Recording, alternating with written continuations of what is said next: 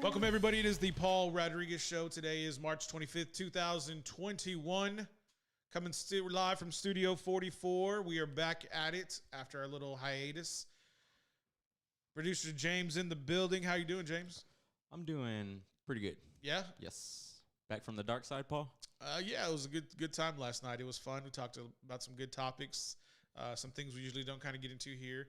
But I was looking at your shirt though. Is that the Funko that you were talking about? Yeah. What character is that? Is that This is a Hulk. Oh, I thought that was like Herman Munster. Yeah. Shout out Hulk. How dare you? What do you mean? Herman Munster. It looks like Herman Munster. Look at the side of his head, and his hair's black. The sides are gray. He's green. Have you not watched the Munsters from like the '60s, like Nick at Night? Yeah. Dude, shout out Nick at Night, dude. That was a dang good run they had. Whenever it was like, decent shows, cartoons. That's Edward Herman Munster. That widow's peak. Dang. What's up, Edward? Shout out Wizard. I knew a lot of buddies who had that, and I never knew. It's a genetic mutation. What I've learned, in school. Would you nickname Edward Grand Wizard? The Wizard, bro, dude. Dude. Have you looked at the Recon's page lately on Instagram and Twitter and Facebook? Yeah, I took a scroll. Took a scroll the other night. Shout out to Flex ATX. They were Snoop gave me an 11th hour deal or 11th hour call, and he's like, Paul, I'm really sorry. Like, can you come on to the show? And I'm like, yeah, man. He goes, we really want to talk about like, the new direction for the posts that are going on. And I was like, yeah, I'd be happy to kind of discuss those and, give Edward that shout out for doing such a good job.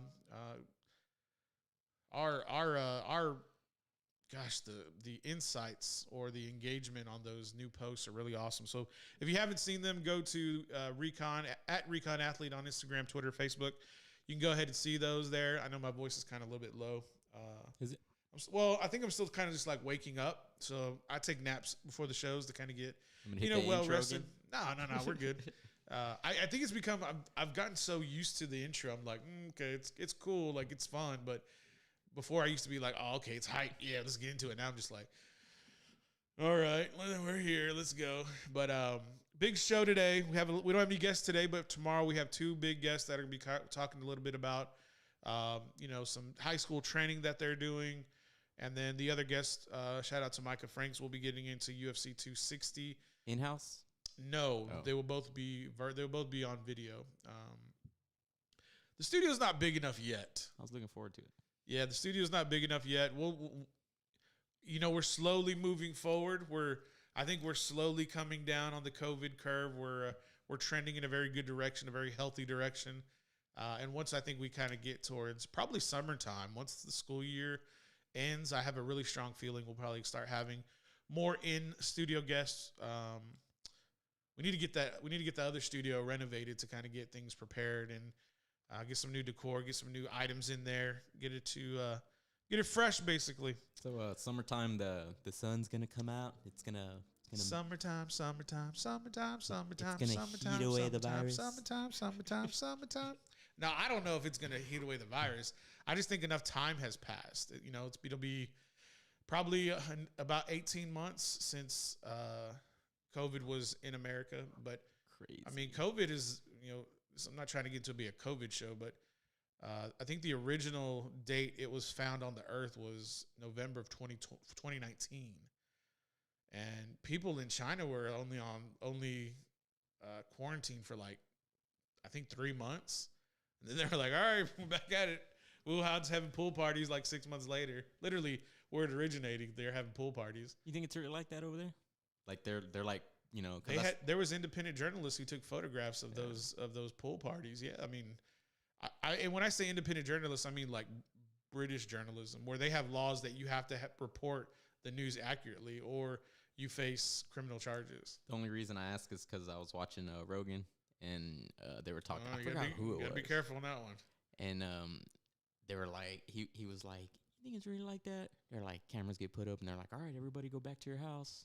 Get back in, and all that show's over. Well, that's true. I mean, the CCP, I'm pretty sure, is going to have, they're going to be very motivating towards their population to get them in the right direction. But let's get back onto the sports part of it. have you seen the Arizona Cardinals and what they've been doing lately? Mm-hmm. So the Arizona Cardinals, I think they're trying to create beef right now with the Seahawks. And I think Russell Wilson and I think that little incident is over. I think he's back in good graces with the Seahawks, mainly with Pete Carroll and Pete Carroll's sons. But as far as the Arizona Cardinals, what they've done so far in free agency, signed J.J. Watt, signed a declining A.J. Green, Malcolm Butler signed, I think is humongous, merely for the fact that he will basically reap the rewards of Jones and Watt being the pass rushers, and with Malcolm Butler being a veteran Super Bowl winner, should have been the Super Bowl MVP when they beat the Seahawks. That's kind of the tie-in there with a beef with the Seattle Seahawks. It's like Arizona's getting veterans to support the young quarterback. D-Hop rekindles his relationship with J.J. Watt from Houston. Big things going on. Matt Prater comes in as the kicker. They signed guard Brian Winters. Defensive end linebacker support for the defensive side, Marcus Golden. And then punter Andy Lee. So they're trying to get strong defensively and also in the kicking game.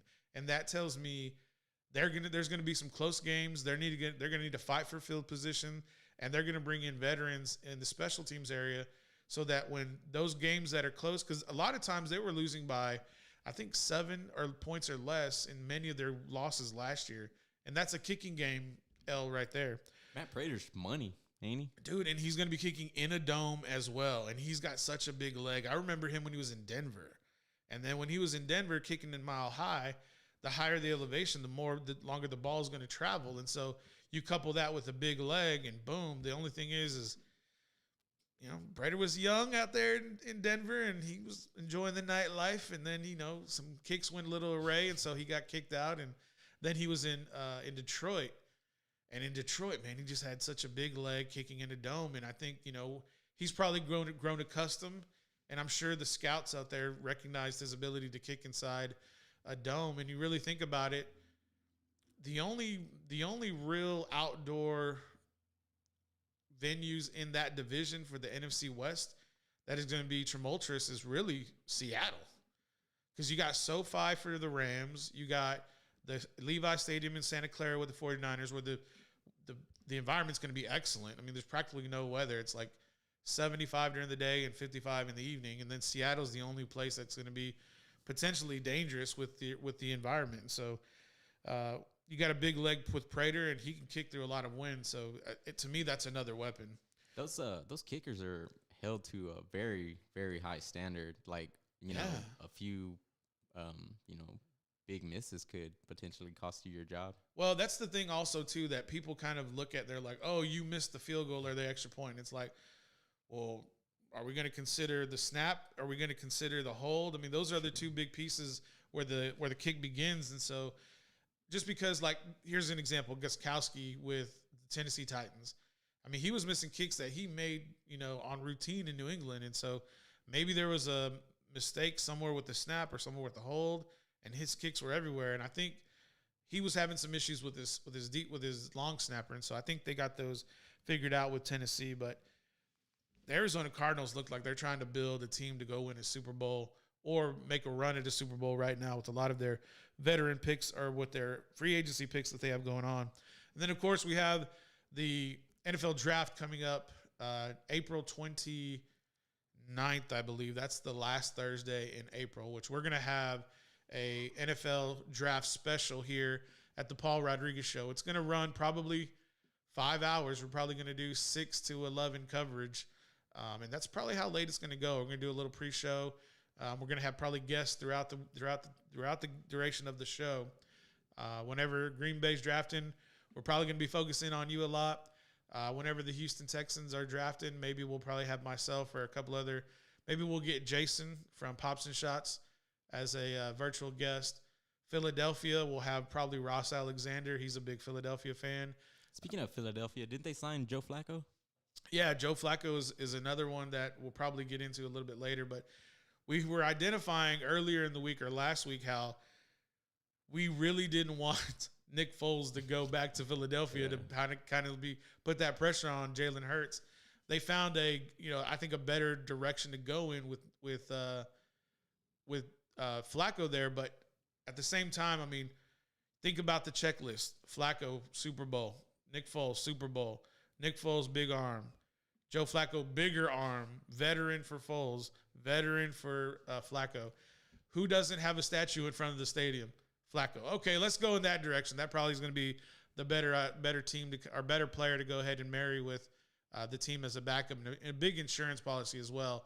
Because I don't think really people are going to understand, or if Jalen Hurts goes down, because he hasn't played a full season, and he's still coming off being drafted, and your body is not. If your body's not used to going 16 weeks. Now your body's going to potentially have to go 17 weeks. Where did he play college? He played initially at Alabama, won a national title.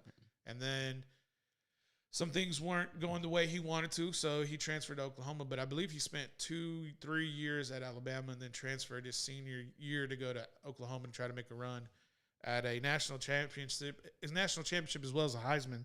But in addition, getting back to the draft special, just previewing it, we'll probably have Wes Washington for when the Dallas Cowboys are picking. Probably Chris Sanchez, too, if he's available. He's a very big Dallas Cowboy fan.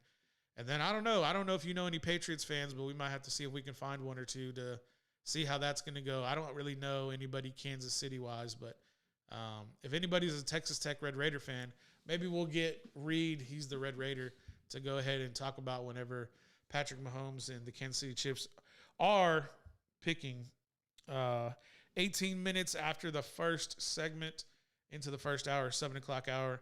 We're going to get a break. We'll come back. We'll talk a little bit about Austin recruiting. Not too much going on. We'll probably identify just a couple of gems that have probably dropped since the weekend. And I don't know. It's going to be a real loose show. We're just trying to have a good time. There's not too much going on. It's a real dead period. Actually, Papa Romeo, shout out Papa Romeo. He came over today and we watched we watched the United States versus Jamaica. Little friendly. They were playing in Austria, though, which is weird because the CONCACAF qualifying tournament's going on right now in, like, the Americas. I don't know. It's a little different. But anyways, it looked like they played, like, literally, like, 6 in the morning. Yeah. You know how, like, the morning comes up, it's, like, kind of blue outside? That's what it looked like. I don't know. We'll get more into that when we come back. All right, y'all. We'll be back in a minute.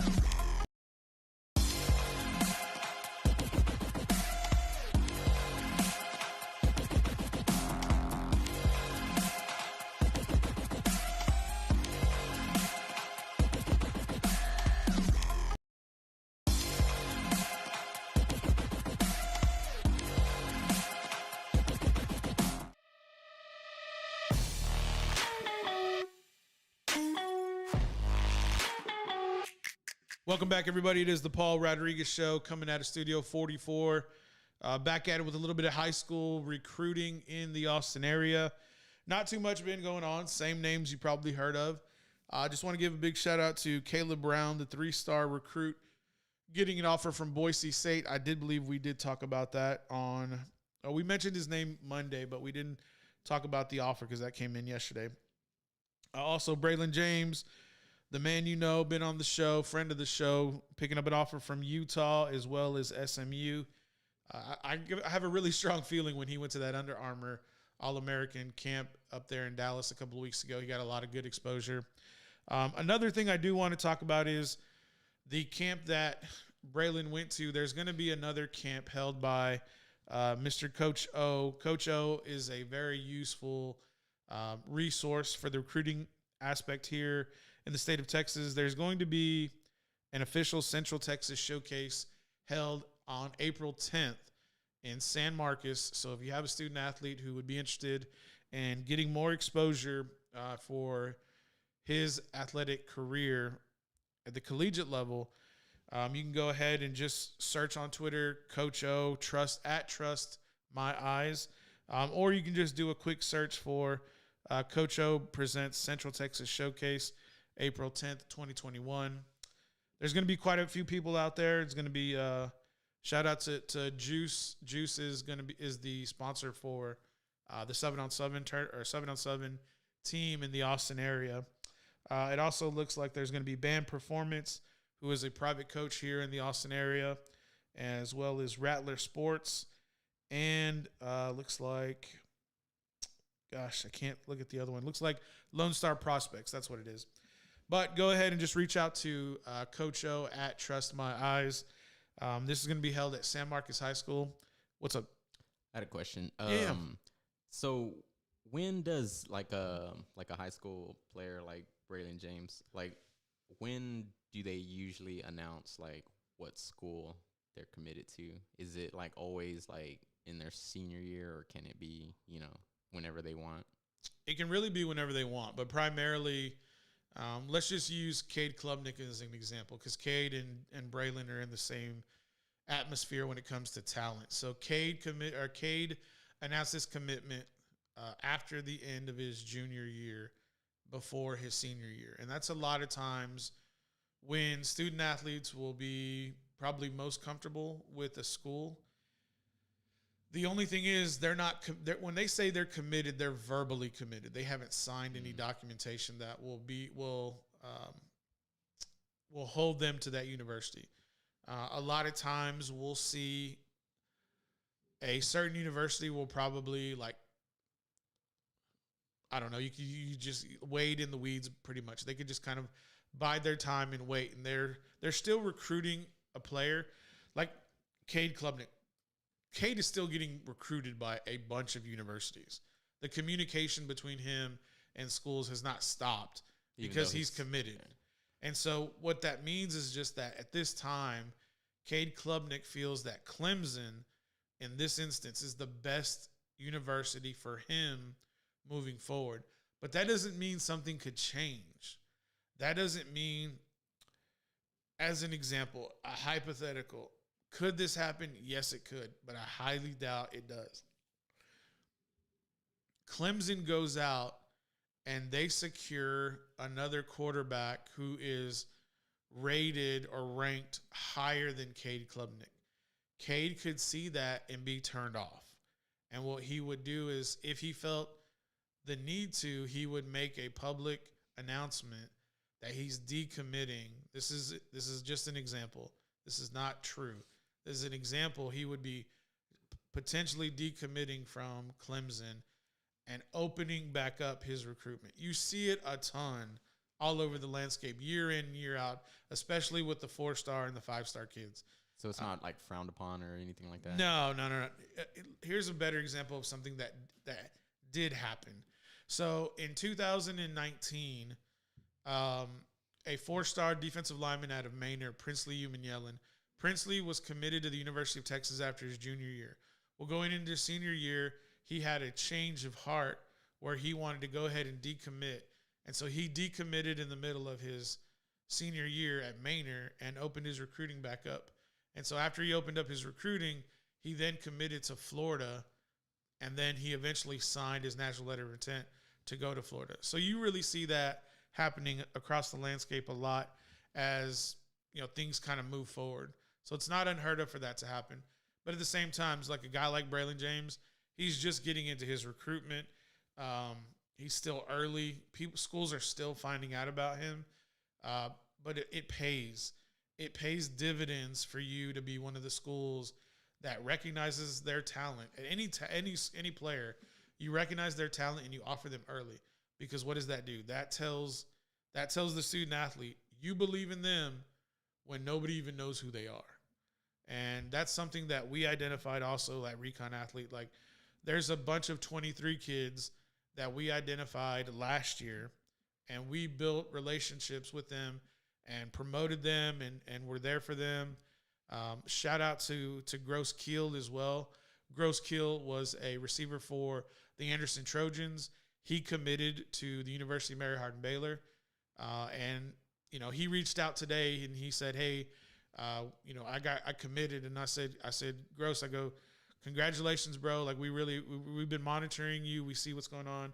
I go, we're just waiting for our editor, #Wizard, to get that custom edit for you. So just stand by. We'll get it out.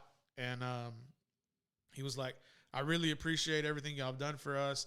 Thank you so much for believing in me before this whole time during high school. So those are the types of messages. We don't always get them, but when we do receive them from the student athlete, it's like, okay, we're doing something right with these student athletes. Wouldn't it be cool if a recruit was I'll be announcing my school pick live on the Paul Rodriguez show. Braylon, I don't know if you're watching, bud, but if you happen to hear this, I mean, we'd love to have you make that announcement here. But yeah, that would be awesome. That would be fun there, and it may piss off a couple of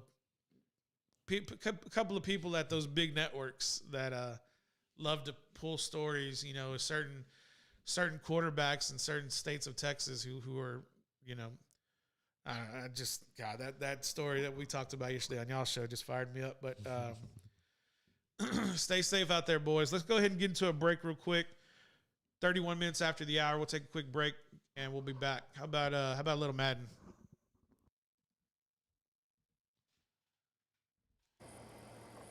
Hey, what's up, y'all? I'm here at my boy John's house. John's house right there. Anyways, he's the only person I know who plays Madden more than anybody else I know, 24/7. So I bet you I'm gonna knock on his door. We're gonna go inside and see what he's doing. Let's see what he's doing. Yeah. What you doing? Oh, I don't know. I don't know. What you think I'm doing? Shut that door, man. There's a glare on the TV, baby. Miss that tackle. What's your problem? My bad, dog. What's up? Just chilling, man. You trying to see where the real champions lay at or what? So we lay that shit down. Alright, all day, online. Outside the house, we'll play outside. That's how crazy we are. We'll put the TV, put the extension cord outside. We'll play outside, even on a rainy day. That's how crazy we are. Shoot, I play probably about 5, close to 10 games a day. Anybody that's down to play, I play instantly. I don't care who it is. I don't care if they're the best in the world. I don't care if they're an online gamer. I'll play them all day, every day. You want to play at 5 o'clock in the morning? I'll play at 5 o'clock in the morning. I've done it about 8 times already. Won maybe about 90% of them. Champions always lose sometimes, but we win more.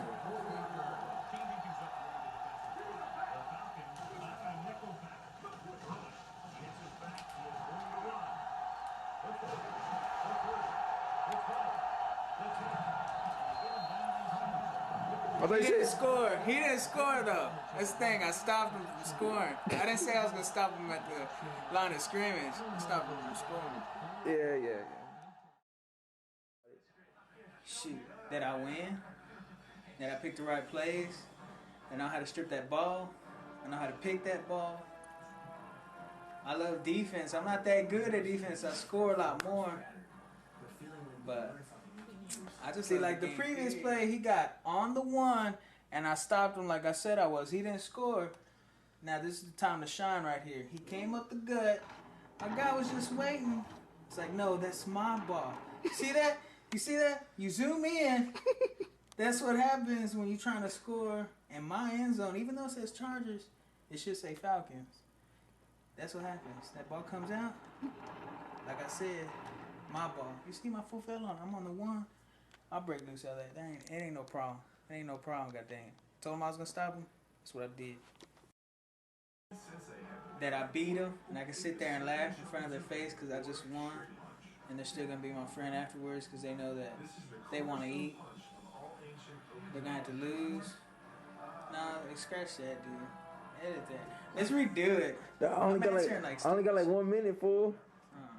Oh, Okay. I'm gonna make shit up. What you call? One play, touchdown. Boy, Maybe. I know you run that 9 route. I know you running that 9 route. I don't know even why you try. I don't even know why you try. Double coverage, everything. Like I said, one play, touchdown. Like I said, he saw that I was running the 9 route. I did it anyway. He had double coverage, and I scored like I said. I got something for that. I'm a man play.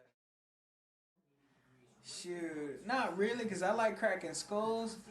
But the thing is funny, whenever I like that hit stick up on the game, it feels like I'm doing it. So it's all pretty much similar. So I like playing it, and I like playing it.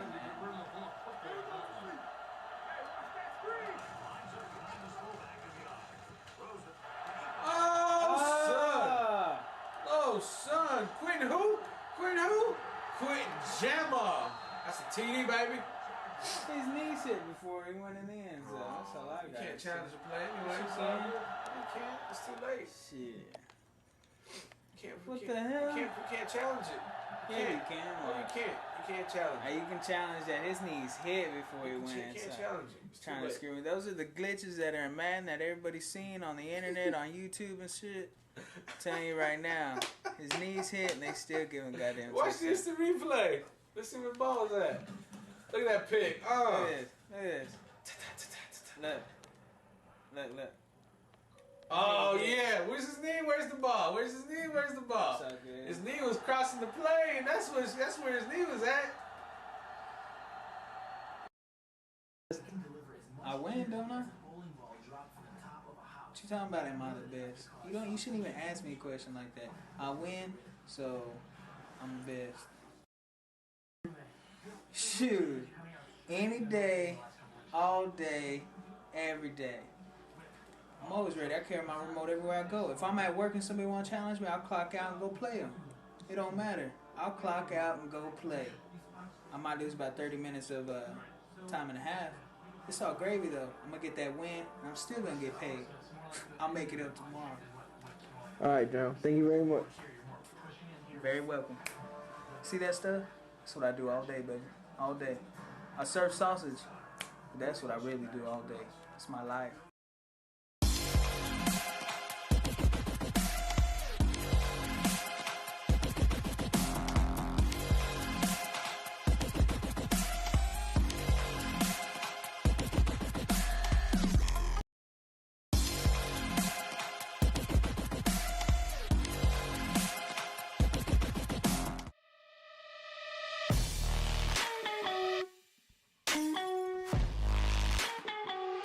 Welcome back, everybody. It is the Paul Rodriguez Show. Got the little funky beat. You think Post Malone could make a little something after that beat? He's a genius. You think he could tear it up? Yep. You think he really is a genius? I think he's pretty original and he's pretty creative. I do think he is pretty creative. Did you see that promotion by McConaughey over the weekend on Sunday where they were going to have like a We Are Texas fundraiser? Mm-mm. So McConaughey he organized some kind of like virtual, I guess, concert on YouTube, and he had like all these guests, these country music. Everybody was from Texas. Well, Post Malone was born in Texas.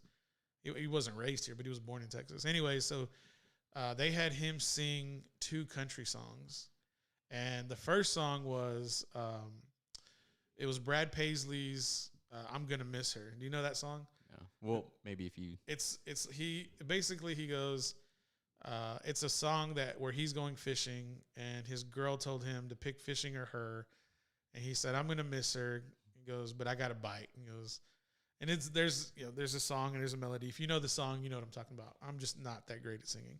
So Come on, man. yeah, man. If I had the music, if I had it queued up, I'd do a little karaoke real quick.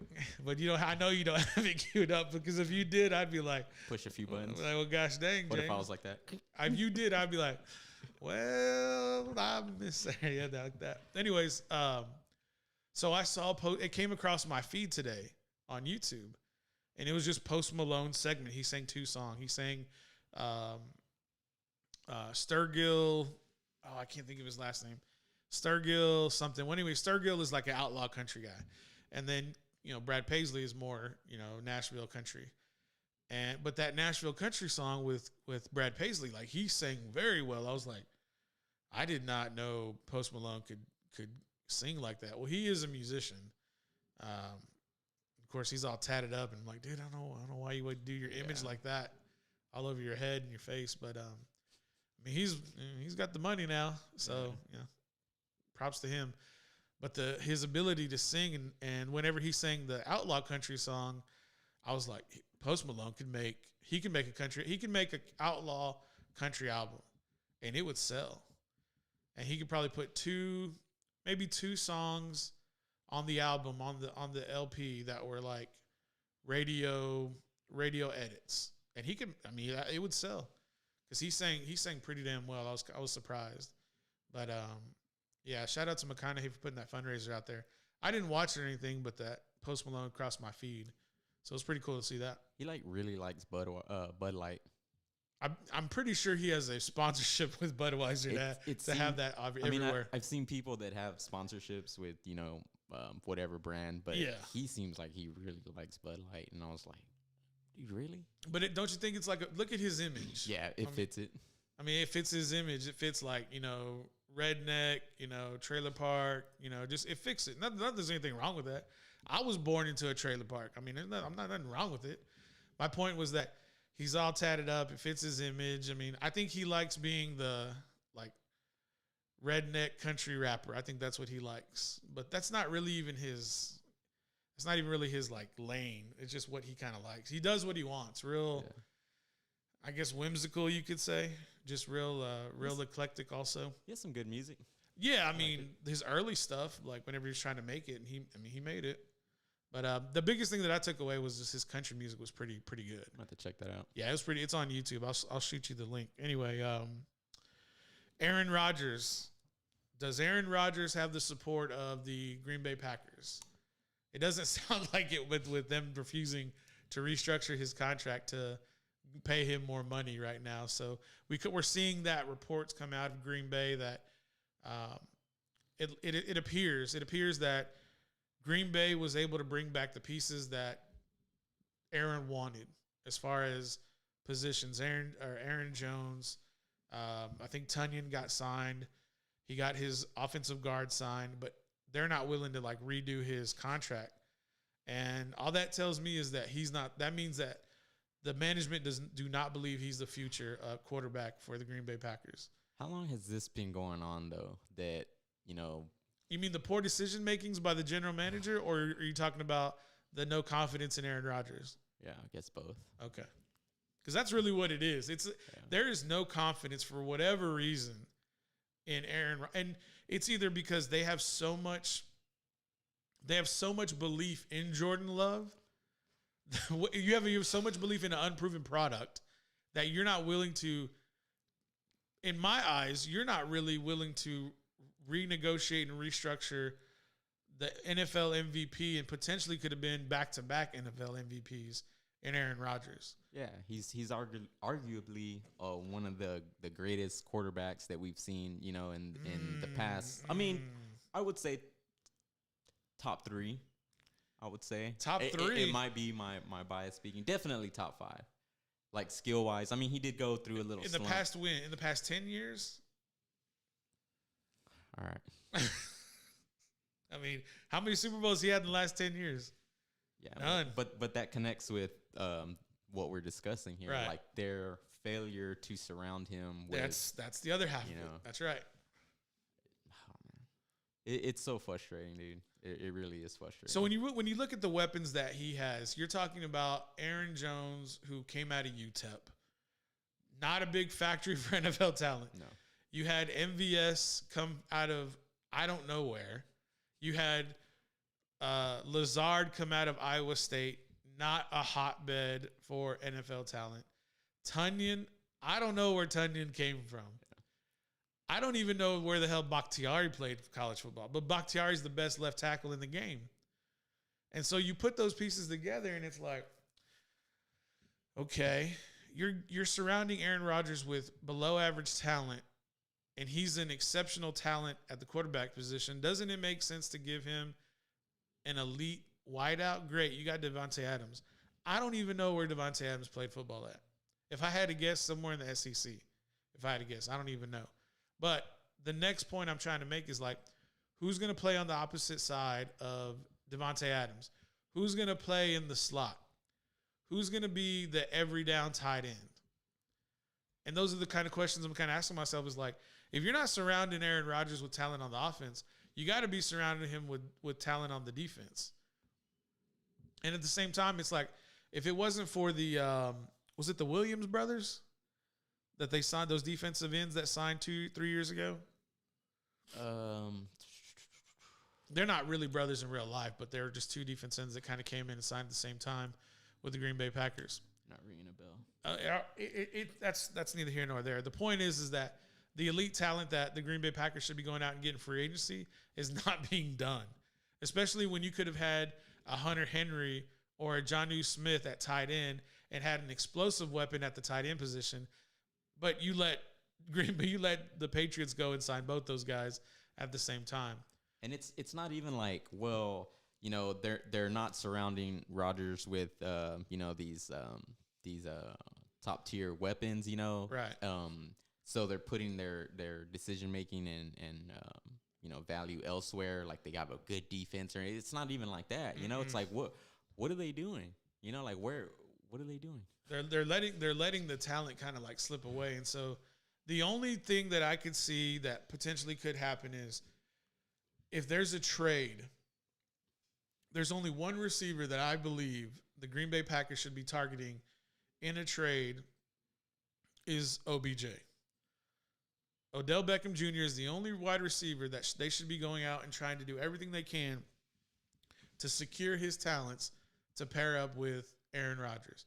Because if you pair OBJ with Aaron Rodgers, Devontae Adams on the other side, Tunyon over the middle, Aaron Jones coming out of the backfield, and Bakhtiari stays healthy, that is a very potent and a very powerful offense that can make up for a lackluster defense on the other side of the ball.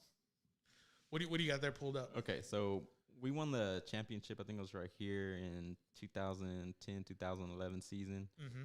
2011 first-round draft pick, Derek Sherrod, OT, Mississippi State. 2012, defensive end, Nick Perry. 2013, DeTony Jones, defensive end. 2014, Clinton Dix. 2015, which is a safety, another safety, Demarius Randall. 2016, Kenny Clark, nose tackle. 2017, no pick. 2018, Jare Alexander, corner. 2019, Rashawn Gary, defensive end. 2019, Darnell Savage, safety. And then 2020, finally, an offensive player, but it's a freaking quarterback in Jordan Love. I want to say right now that Jair Alexander and behind him, those guys aren't even on the Packers. No. I think maybe only I know Jones, I think he re-signed, I think maybe. Aaron Jones? No, this dude right here. I can't see. No. Dante Wayne Jones? I don't think so. Yeah, no, it was this other guy I'm thinking of. So that just kind of proves the point is that the decision making going on in the head office is just not being. And should we consider the fact that maybe Aaron doesn't want to be re-signed? Maybe we should take the road that if Aaron Jones doesn't get the deal he wants, he's like, well, what's the point of even signing me? He's like, you're gonna waste it anyways. you're gonna mess it up. The only thing if we want to speculate, which we can do that here, if we speculate and Aaron Jones is a free agent next year, where does he land?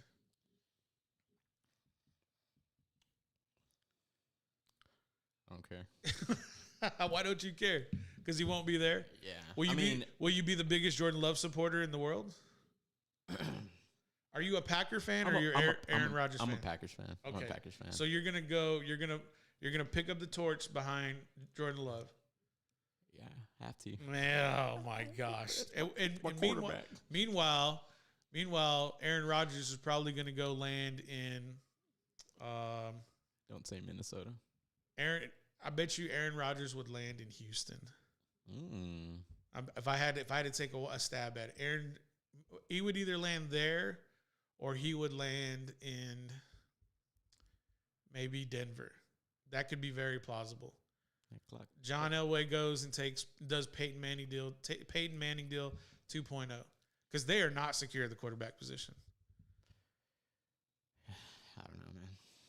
It's a mess, and it's like I said, it's frustrating. 49 minutes after the hour, we're going to take a quick break. When we come back, we'll talk a little bit about UFC and preview our new show tomorrow with Ross Alexander and Micah Franks. We'll catch you when we come back.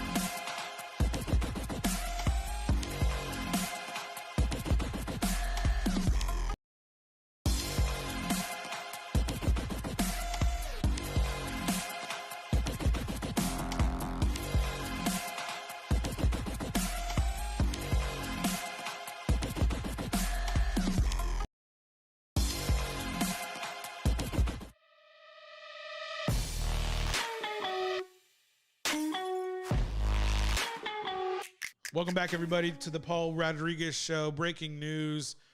The Floresville running back, 3-star rated athlete, Darian Murphy, being offered from East Carolina University. That is his second offer of the week. Previously had picked up an offer from the Houston Cougars, so big shout out. Looks like his following is growing as well. Nice to see that. I was telling producer James that today was Penn State's Pro Day, and this will tie into the UFC event. How a 257-pound man with a height of 6'5", similar to Stipe and Francis Ngannou. Steel pick. Steel pick. 6'5", 257 pounds, probably 260 walking around.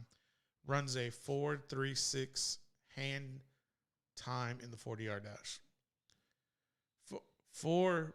That means for every 10 yards he's running, it's like 1.1 seconds. For every, do you know what 10 yards in feet is? It's 30 feet. 30, yeah. It's 30 feet in 1.1 second. My mind can't comprehend. Do you? That. And he's traveling that fast with a mass of 260 pounds. Imagine how that feels coming straight at you. Yeah, I mean, there's a lot of people who know what that feels like coming at them. The difficult part is, how do you handle it? I mean, if you're an offensive lineman, it's not that big of a deal. If you're a running back, it's probably not that big of a deal.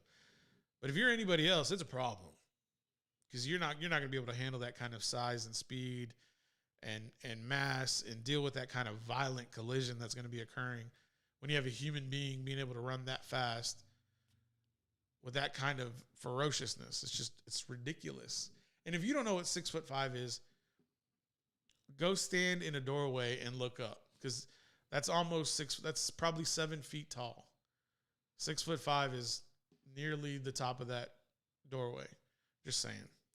My goodness. But two fighters will be facing off this Saturday. Stipe Miocic and Francis Ngannou. Both 6'4". Probably Miocic is probably 250. Ngannou is probably going to have to weigh under 265, because that human probably walks around at 280 easily. Would you say? Yes. He's a big human. Massive.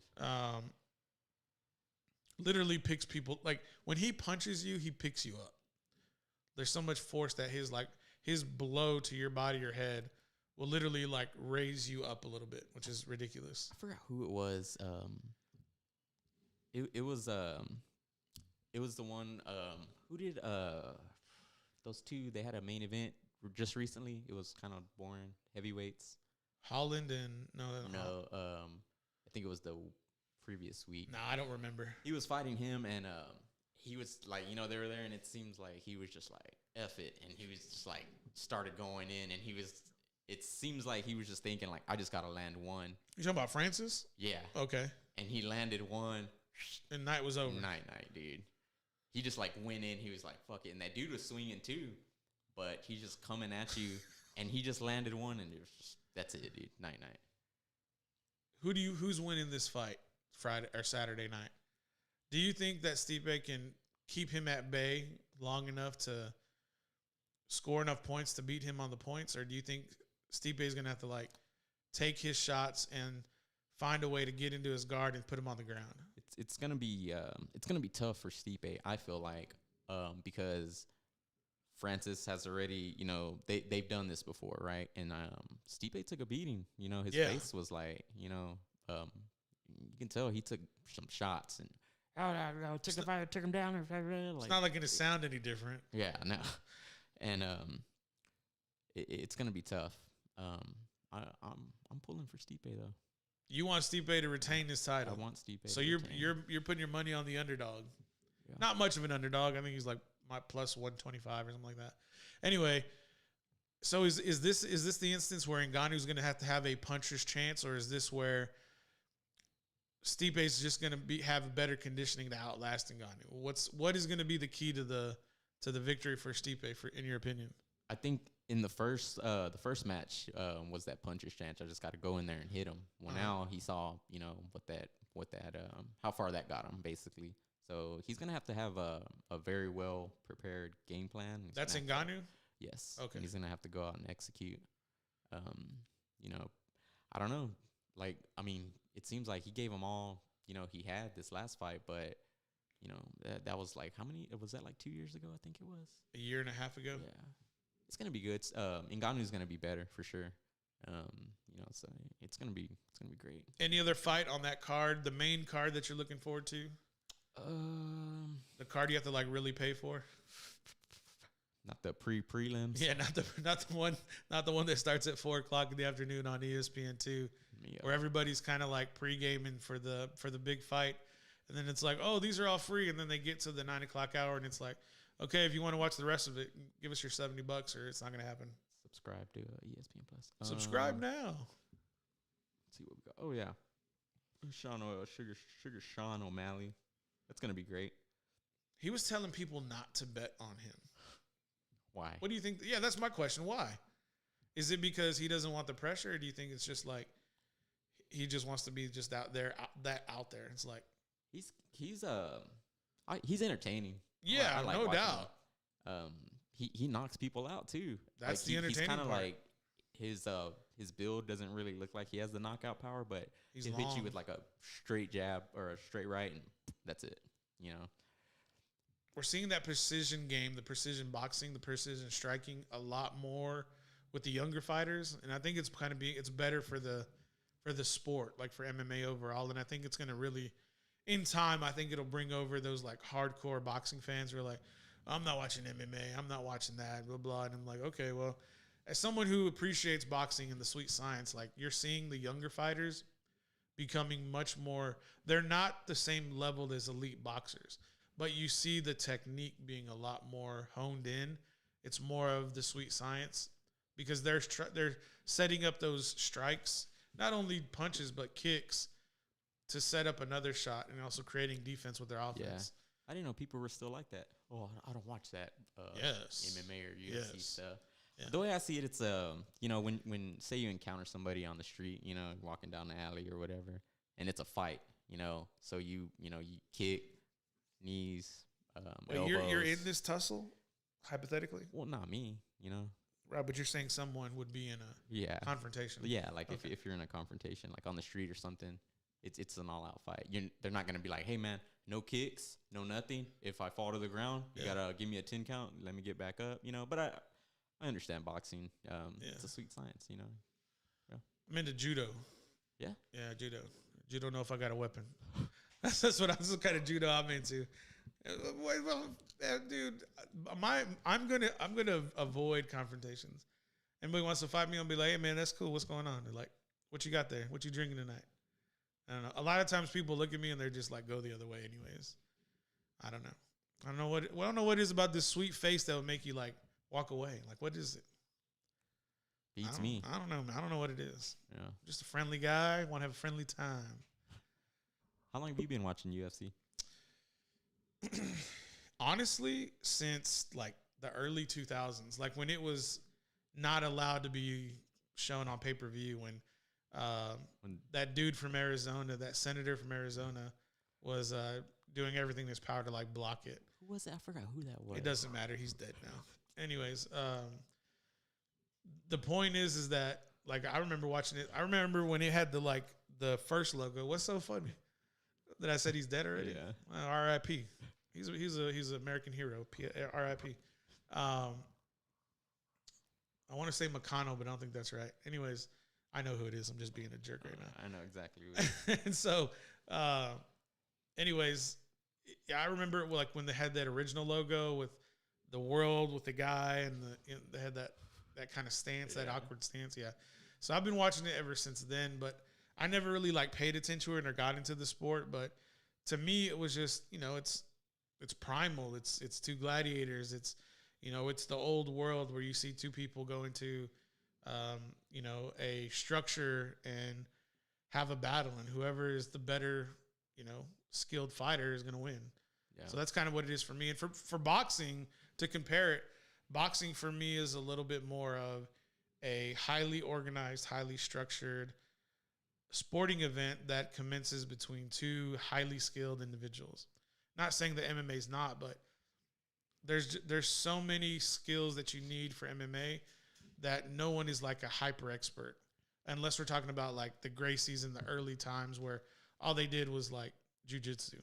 Yeah. They didn't really strike too much. Well, like earlier on, you know, they would come out and they would be specialized in a certain discipline. Like, Right. oh, we have a boxer, or we have a Muay Thai fighter, or we have a wrestler. And now what's happening is everyone's pretty much, you know, well-rounded. You know, they train MMA, so they train in a little bit of all the disciplines. You know, so Right.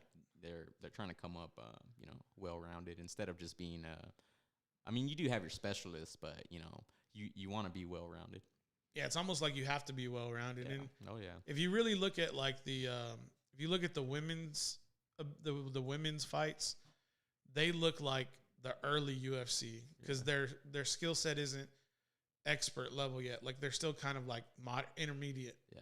And then now we're starting to see a lot of the younger fighters have very skilled striking with almost elite striking with expert level like jiu-jitsu ground game.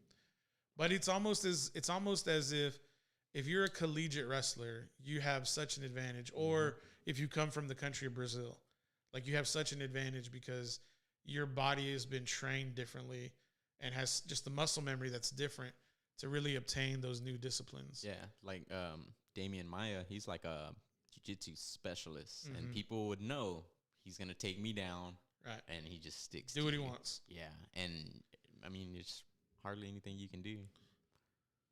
So do you think a guy who's 6'5", 257 pounds who runs a 4.3 640, do you think he could like compete in the MMA world?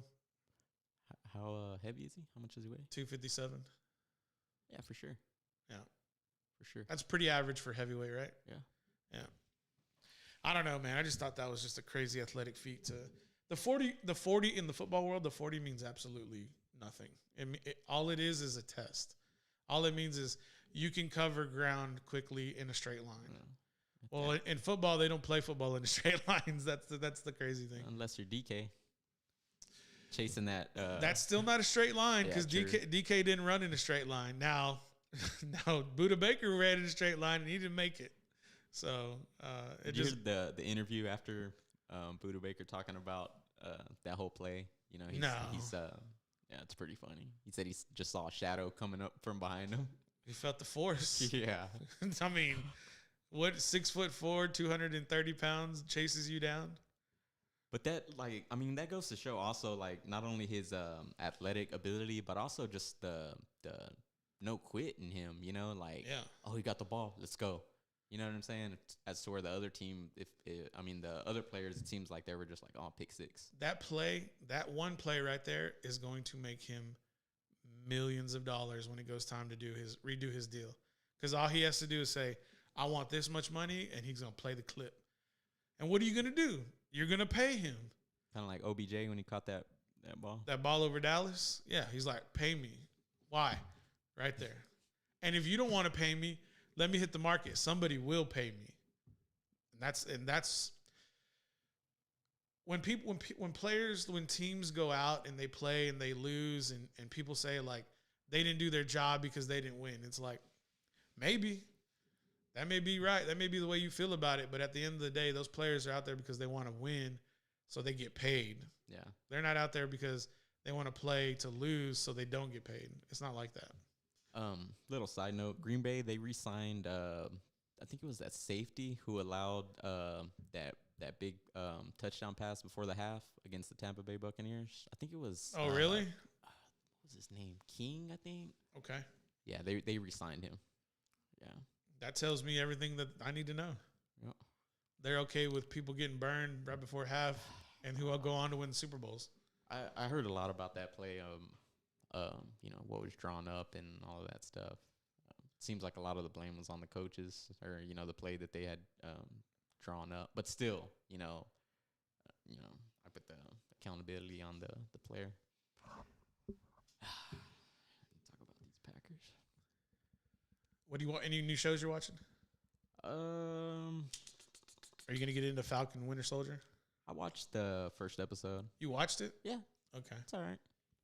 Second episode coming out tonight at 2 a.m. So I'll probably 2 catch it. a.m. Yeah, that's when they release them. Why overnight? I mean, I think it's like 12 o'clock wherever they're basing it on, but it's 2 o'clock our time. So it comes out Friday, March 26th, right at midnight, but I guess in our time zone, You get what I'm saying? Yeah, I get it. I'm curious. I'm kind of thinking about like the United States and like their time zones. And so it's like, it's 3 o'clock in the East Coast. It's 2 o'clock here and it's midnight in the West Coast.